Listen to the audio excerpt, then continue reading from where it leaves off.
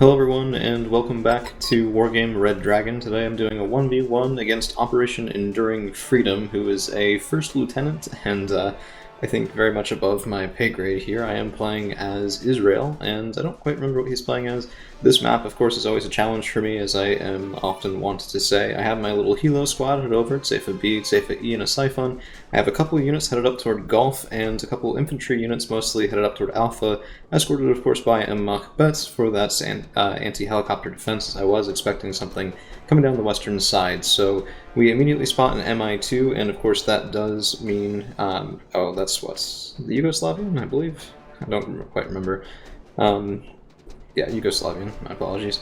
And I'm trying to go in and see if maybe I can get a lucky pick here, but there is an airplane coming in, so that of course is a bit of a problem. Now, in terms of what I'm using to secure Golf, I have Moglan heading in with a Ram Recce, of course just trying to get some vision, and we are getting shot at by an Oat 64C, and there is a Neva that I spot in the back, which is pretty nice. I also have some infantry coming in Merkava 2As. These are, of course, the 90-point tank transports, so, you know, strictly fair things. But, I mean, they pay for it a little bit in range and the capability of the gun, as it does have less than full range that you want for a tank, which, of course, means it will scale with distance a little bit less well.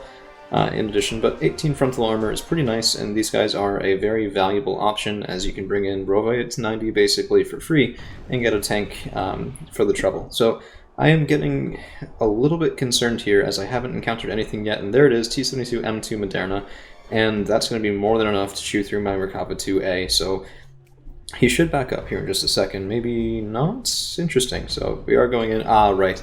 I was trying to shoot that Neva, and I did get him, so that at least was some sort of silver lining, as that piece is about as expensive as the Merkava 2A, if memory serves, about 90 points.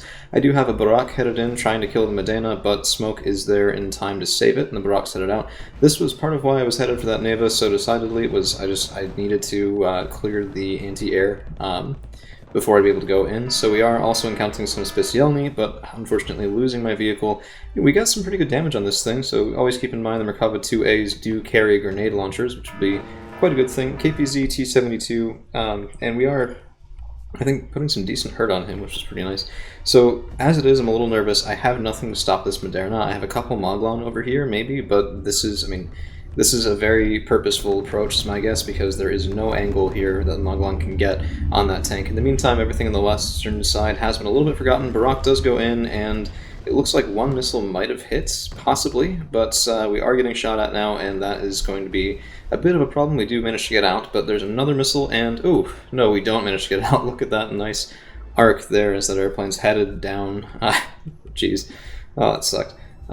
So, small little kill there. The KPZ is moving over, the Specialny headed over into the woods to clear that out, and the Fagot over there is going to be presenting a bit of a problem for me and my other Merkava 2A, so I'm trying to move him backward, trying to face front, and we do just barely manage to face front in time for that ATGM to hit, which was very nice. We only took a single point of damage. K-Fear coming in and doing a bombing run on Golf, and the K-Fear at least does manage to get out, so a little bit cheeky there. Now, a consistent problem for me this game was I had too much in the air, not enough on the ground, and it was just because I was trying to use those air responses as ways to, you know, do some sort of quick response. But the problem is, when they get downed, you're behind even more, unless they pay it for themselves, which Iron Bombers against a good player is going to be rare. Moglan is unfortunately only left with one single spike left. Merkava 2A trying to do something about the Specialny that I know are in those woods, and I am moving forward with the Tsanahim and Aksaritz on the western side. Aksaritz, of course, wonderful fire support for infantry, and then the reason for this is, of course, that 10 frontal armor and triple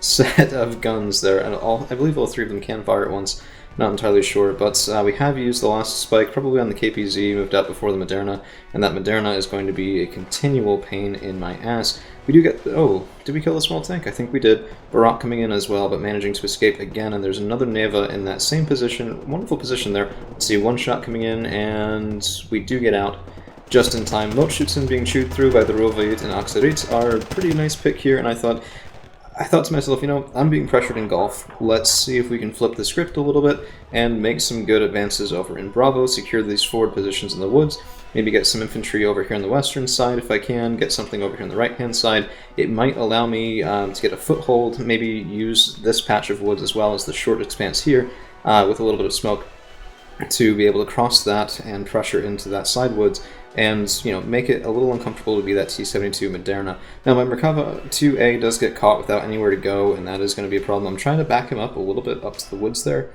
I don't think he gets out. Moderna has moved up, and yep, second shot is more than enough. Of course, the Moderna does have that wonderful 23 AP on his main gun, so, you know, very nice. Very nice tool if you can keep it alive, and he certainly has been. Many of the other players that have gone against would have lost the Moderna to one or both of those barracks.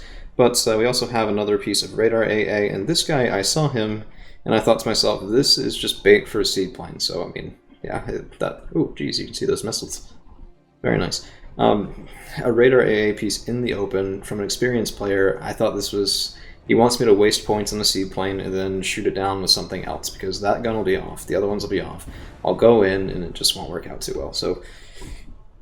not saying I don't try, but I was thinking either he doesn't know I have vision there, or it's a trap, and I've certainly been trapped before. So Remreki over on this side, and that is at least an M2 Browning main gun isn't great, but it might be enough to catch this MI2 if he's not careful.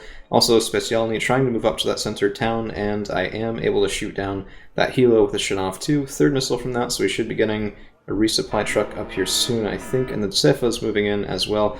Finally do lose the Moglon, which means I have lost my recon in that area, and I'm just trying to move around a little bit, get the guns from the Rovait onto those Specialny. Plus it looks like they might have been attack moved, which means that they'll be out in the open, but excellent fire support coming in from that tank, and very cautious play here from Operation Enduring Freedom. C-72 M1M, meanwhile, called in on my western side in order to handle my push through Bravo, which at the present is holding, so I have Senahim in the woods here, Rovait 90 securing the forward town, Oxidrite, I was feeling kind of okay about that. Could have used more fire support, but I thought, hey, you know, at least that's something. Oxidrite Pakud also moving up to Cap Hotel to start to get a couple points on the board here, probably a little bit early in a game that I'm losing, right? So generally, from what I've seen anyway, there are a couple different strategies you can go for that. Aggressive take and hold, or the sort of grinding value, and I wasn't taking enough to do the take and hold strategy, so this was probably a missed buy. I probably should have gotten, you know, a heavier tank or something like that with a little bit of mortar's fire support to smoke up and protect myself in Gulf, take out that T-72 if I could. But, I mean, he wasn't doing anything with it at the moment, and I thought it would be nice to force him to pay for something as well. Or maybe, worst comes to worst, I might be able to hold off long enough, even at negative ticking, if I could get some decent bit at the start, and that +2 is very nice for that. So immediately we are taking a bit of a points lead, with the Specialny moving in again, and there's more motion over in Charlie. I was starting to get a little nervous, but I didn't quite know. I mean, I just spent all my points on the Pakud, I didn't really have much else. Along with that Oshkosh to defend against the Shanov 2. So Rovait fighting once again against Specialny in the open, and 1-to-1 fight. Ordinarily Specialny would win, of course, elite training is very nice, but Rovait in the town might make it worth my while. However, the T-72 M2 coming in again in the Mi-17 with those rocket pods would be pretty deadly if he could get line of sight, and unfortunately my Ramreki is spotted and killed before he's able to take out that Fagot team. Peten coming in, trying to kill the Moderna. We get one hit, but return fire from something in those woods, and I got up a little bit too close. That's 130 points lost on my side, and never let it be said that I only show you guys the games that I win, because this is certainly not trending in that direction. But hey, we have recovered from similar, if not necessarily worse. So Shanov 2 taking a little bit of counter fire, so I probably should have moved him, but we get a little lucky here. So my opponent's artillery is just bracketing us, shooting in on either side, a little bit on the left and a little bit on the right as well there, but no direct hits until maybe... That was enough to worry, but not enough to kill. Rovait 90 still moving around, still trying to get a little bit of value here before they die in that town, and we are shooting something. It does go down, probably a transport, mechanized transport would be my guess. And now the T-72 M1M, this is of course the 90-point mid-value tank here, 15 frontal armor is pretty good. Moving up, and my Rovaites were using their FN mag against the Litsa Schutzen instead of shooting at the T-72. Oxidrites, of course, will be excellent fire support there, and the Litsa Schutzen are getting stunned, but the Oxidrites will be quickly taken out by that T-72, so not a lot of good luck there. I probably should have pushed forward before now, but the Rovaites getting ground down, I try and retreat them. Probably not the best idea. I mean, they almost would have fought better, I think, staying in that town as opposed to trying to move back and being shot by the tank in open ground, taking 3 points of health per hit instead of 1, so that was a bit of a problem. And I mean, I just wanted them to get back to the woods, be able to use those M72 laws, M72A4 laws rather, but yeah, taken out very quickly, and this is where I'm starting to sweat, right? Because we've lost golf. My advantage in Bravo I don't expect to last very long. I have more infantry moving up, but they're just Rova 890, which are good but not great. So Seedplane coming in, we do get a kill on the Neva. Kefir coming in as well, trying to do a bombing run on that section of woods. Luckily we do dodge the Flatcom, and I think I even took it out. If you look in there, yes. So that was pretty okay, and now you can see again, you know, I'm having all these planes come in.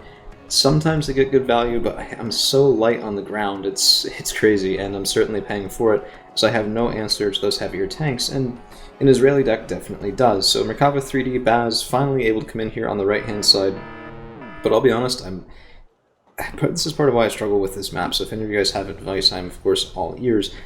I have no idea how to push into golf from either direction. It always seems like I'm anticipated and taken out. So this way, if I come in, there's ATGMs in these woods, or maybe across here, which I know I should be filling out, but I haven't quite yet. And if I come from the other side, well, everyone expects attacking through these woods, so it always gets bombed or artilleried. I struggle with golf. It's sort of the bane of my existence at the moment. Although Bravo is sometimes not so fun, at least I can kind of attack into it, usually. So we are dodging a little bit of artillery. This seemed like the prelude to an attack. So the Rova 890 moving forward to try and support Zalahim finding and shooting at Motostrelki, so it was. But excellent fire support sitting behind there. This is going to be those Oats Tab transports.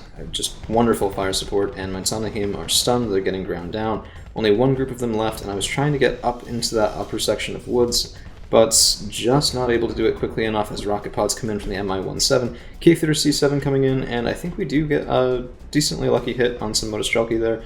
It's a little bit hard to tell, but yeah, so there was damage on vehicles. That's certainly one kill.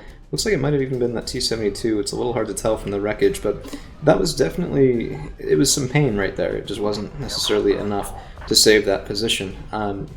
So in the meantime, I know this is really pretty horrible, but the Rovai Auxiliaries were just moving up to provide some sort of meat shield for the Merkava 3D, as I also was sitting in a seaplane and a Barak trying to get some kills. I was hoping to bait out that T-72, but this was a little bit early, and now that Neva is opening up, of course did dodge the Kurnos just fine, shooting at the Barak, and I think, no, he did get out, so, I mean, damaged, but he did get out. Meanwhile, the Auxiliaries and the Rovaites are struggling, but smoke here is intercepting my line of sight from the Merkava, and I wasn't able to use that fire support as I had wanted to during that strike, which, I mean, hey, that taught me something right there. I'm going to do that to other people now. Just, yeah, you have good fire support, you have that nice Leclerc over there, well, tough luck. And we do finally get a couple shots on, but at this point it's turning from a potentially decent trade into a bad one, as my Rova 890 are taken out before they can get to the town, and my Merkava is not able to get enough value back for being in that position. ATGM does open up. That's one of those Lahat ATGMs off the Merkava 3D, and it's not quite able to connect. So the Snezka getting back into the woods is still able to provide excellent fire on my Rova 890, and that whole attempt at getting into the town has been well and truly repulsed. I know I needed smoke in it. That's sort of a common theme with this game, is just buy a flipping mortar, would ya? It just always seems like one of those expenses that you can't justify until you're kicking yourself going, wow, I wish I had some sort of ability to effectively make my own forest, right? So provide some sort of unexpected line of sight blocker, and this was pretty wonderful. So he's just cutting off my ability to do anything from that direction with decent fire support, unless it's a straight rush. So I do finally have a couple of Laish mortars coming in, Kurnos coming in again, just... This was desperation, this was a little bit of panic. Did not exactly keep my composure at this point. If I had, I would have been a little bit more tricky with how I did that, because now we're just baiting out missiles, we're not actually going in for a kill. But the K-Theater does come in, and I'm trying to get a nice bombing run, but we do take a hit from the Neva, and here comes the third missile, as well as a MiG-29 913S, and down goes the K-Theater. So until then it was pretty decent value, but nosedive into the ground right there, Siphon also being taken out. It was too long in one place and actually killed by artillery, which is always embarrassing. Meanwhile, Renreki engaging a Fagot team, and we do get a kill there, so that was pretty nice. I don't know if they'll still be on the ground. Yeah, you can kind of see a shadow there, one of the poor guys from that team. So, in the meantime, I haven't really commented on it, but don't mind, of course, the ambulance in the background, but we are losing now. We have been losing for a while with a +1 for Operation Enduring Freedom, but I was thinking, you know, at this point I can't really afford to do much about it until finally I was sitting there going, you know what, I may as well at least get it to 0, so Paygrade is going in, trying to secure Alpha. These guys are, of course, really wonderful command vehicles for the point cost, 130 points, 2 top armor, but 10 frontal armor. It's pretty decent for the points. There are better. There's a couple with 3 top armor, if I'm not mistaken, and this was just my attempt to, I don't know, confuse, distract, misdirect, anything. Just make him look over there for a minute while I got some reinforcements over and into Bravo. Of course, Auxiliary's carrying people, and I figured he could probably see this sort of top plateau. It's decently easy to do that, either with a helicopter with excellent vision somewhere farther back, or maybe something in these, well, I don't know, I'm not really sure how I would do it on the ground, but I don't know, I thought maybe he could see that, so for what it's worth. Seifa E and Seifa B still alive, but unfortunately haven't been all that useful this game, as his helos have generally been outside of my available range, and I thought, okay, well, I should probably do something with them. If nothing else, I can maybe keep them far enough back that they don't just die for nothing, and they don't get sniped like my MI2 did, or not my MI2, yeah, my Siphon Scout helicopter did there. So, more smoke going in. I have a Magach 7C Gimel coming up as well, and I thought, you know, if the infantry really just didn't have what it took to do that, maybe a pair of tanks might be able to. Be harder to split the line of fire if there were 2 of them at slightly different directions. MI-17 moving over a little bit. I think he's expecting now some sort of work over here, and this is my fault. The smoke was taking way too long and not really done that well. You don't necessarily need to do a full volley all the places that I did, and smoking the backwoods was definitely a bad choice. But hey, live and learn, right? So that at least is hopefully being done, as I am smoking the town here, trying to prevent any ATGM teams from shooting over at me until I can get my tanks in position. I also have Moglon in the woods to defend against any sort of counterpush, as well as to provide some sort of scouting, and the Seifas were there. I was thinking maybe I could use these as anti-infantry with those rocket pods and the Vulcan cannons, but it's more of a, well, I have them, so they may as well be somewhere where they might possibly be useful. In the meantime, infantry just sitting tight in Bravo, waiting for the attack that I know will eventually come, but hasn't come yet. So, as we have lost a little bit of smoke over on the right-hand side, I am smoking it up again. I'm now moving the Moglon team forward a little bit, but here comes artillery from my opponents, just trying to panic and stun everything. I think it is HE. So the Shanav is worried, and I'm not really sure why he did that here. I thought maybe he thinks I have a corps of infantry that are going to be heading down to this town, and in hindsight, that would have been pretty smart. But the Magach 7C immediately takes a big hit, probably from the T-72. Yeah, not really sure, but now there's a whole big line of tanks there. My Gimel gets taken down. It's too much at one time, and he doesn't live long enough to have the Barak get anything good, and my Kurnos following gets immediate. I mean, look at that. The second he starts to turn, those Nevas came online. It was almost like he was waiting for it, and I was just barely able to get out. So we do get some vision here, and this is at least, I mean, it's non-zero, and I've been sitting at 0 for a while, which, this game actually started off kind of okay compared to how it ended up anyway. Merkava 3D Baz, of course, using that last Lahat and not landing with it. Maglon, in the meantime, engaging Specjalny Jednotsky, which is not really what they want to be doing. These guys are much better at infantry-to-infantry fighting, but the Seifa E was able to use his Vulcan to take those guys down, so I have at least secured the town there with a single Moglon, but it's better than nothing, and the Merkavas are able to give some sort of fire support, but ATGM's coming in, and I saw that and I thought, okay, well, time to leave, because even though I do have really thick armor, it's not going to do a lot damage per, that will eventually add up.